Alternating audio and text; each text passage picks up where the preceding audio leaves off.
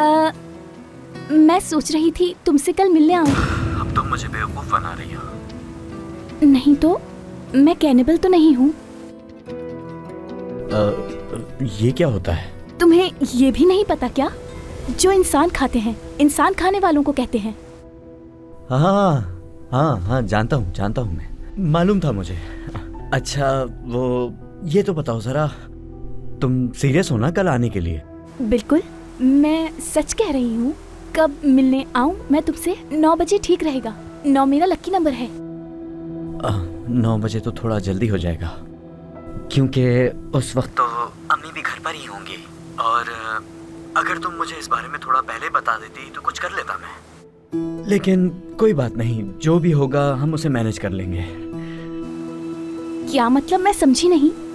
अरे तुम छोड़ो इन बातों को, मैं सब कुछ देख लूंगा, तुम आ जाना। मेरी बहन आ रही है, मुझे अब फोन रखना होगा।